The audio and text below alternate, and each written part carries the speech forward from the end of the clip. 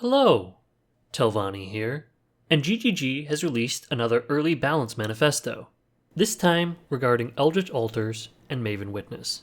Let's go ahead and start off with the bad. GGG is nerfing the number of Scarabs that altars will drop, noting that currently altar farming is just too rewarding when compared with any out-of-map strategy. GGG is also nerfing the number of Eldritch-influenced monsters that spawn in maps. Previously, Eldritch-influenced maps would always spawn in 60 packs of additional monsters.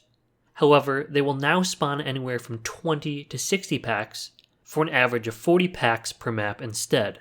They said that this was done in an attempt to make boss rewards from altars more appealing, as if you have a low number of influence packs in a map, you're not getting as much out of choosing pack options at the altar, whereas a boss reward is static and consistent.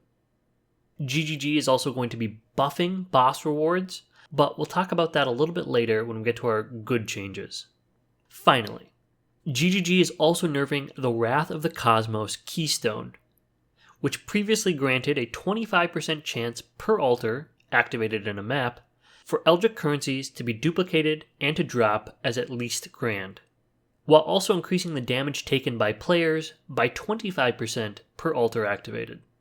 This is being changed to give altars a 50% chance at an additional upside, while increasing their downside by 100%. This also will now only affect Searing Exarch influenced maps, and Eldritch Gaze, while unchanged, will only affect Eater of World influenced maps. Personally, I have mixed feelings about this change. First and foremost, I believe this will have a huge impact on the Ichors and Embers market. As in previous leagues, Grand Ichors and Embers were only a tad more expensive when compared to lesser ones. This was mostly due to the fact that players were farming Wrath of the Cosmos altar strategies at such a high rate. However, with this upgrade perk gone, there will be a lot more of the lesser currencies being introduced into the game, and grand currencies are going to become far more scarce. At the end of the day, I'd expect lesser currencies to be a similar price to what they've always been, or perhaps just a tad cheaper, while grand currencies, on the other hand, will become very expensive, making it much more costly to achieve those Tier 6 and Tier 4 influences on your gear.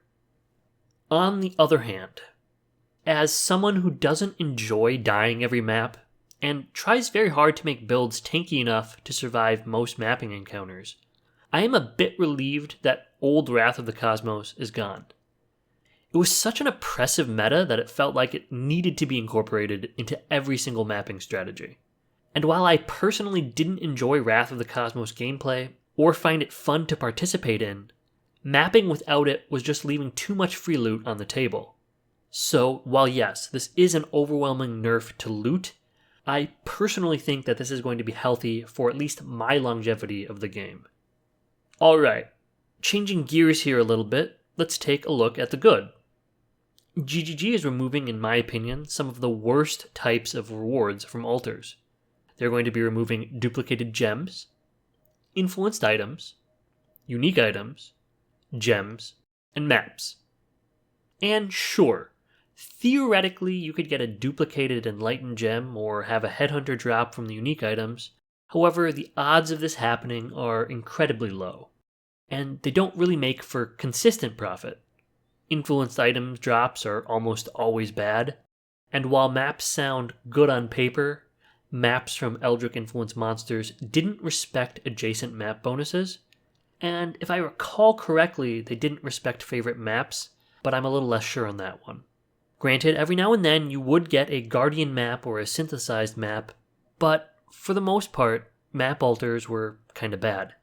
Don't worry, GGG is keeping in map currency, which was one of the better altar rewards. Speaking of which, GGG is going to be separating basic currency out, so you'll have a better idea of what you're going to be getting. For example, instead of it saying Eldritch minions gain a 2.4% chance to drop an additional basic currency item, it'll probably say something like Eldritch minions gain a 0.1% chance to drop an additional divine orb. And these specific rewards are going to be target farmable as well, as it sounds like specific reward types will be exclusive to specific influence types. GGG gave us the example that you'll see twice as many Divine Orbs from Eater of World monsters as you would have previously, implying that Divine Orb altars will not be offered by Searing Exarch. As a part of this overhaul, they have removed the ability for junk currency like augmentations, transmutations, whetstones, and armor scraps to be offered by altars. This is a pretty good change because it felt like a lot of times when you got basic currency rewards, you just get a lot of garbage. GGG is also going to be buffing the loot offered by map boss altars to bring it closer in line with minion rewards. Next up, while Scarab drop rates have been nerfed from altars, GGG has given us something I think we've all really wanted for a long time. The ability to upgrade Scarabs between tiers at a ratio of 3-1, similar to Essences. So if you're sitting on a ton of useless, rusted Scarabs, you can convert them all into polished, and then again into gilded. But you'll have to keep in mind it will take 9 rusted Scarabs to create 1 gilded Scarab. We'll also have to wait and see if this will allow us to 3-1 gilded Scarabs into winged Scarabs, but I kinda doubt it.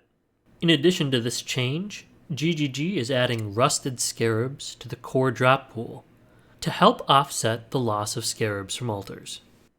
Finally, in an effort to make Maven Influence more competitive with altar farming, GGG is adding a chance for Maven Witness map bosses to drop an Awaken Gem. This change is very strong, but I'm not sure it will make up for the fact that you still need to bounce around between 10 maps to complete a Maven invitation, whereas with Eldritch Influence, you can just farm your favorite map. And that's going to be it for today's video. While there were some very heavy nerfs, there is a lot to look forward to as well, and I'm personally looking forward to seeing what else GGG has in store for 3.20. Anyway, thank you for watching, good luck with your league, and I'll see you in the next one.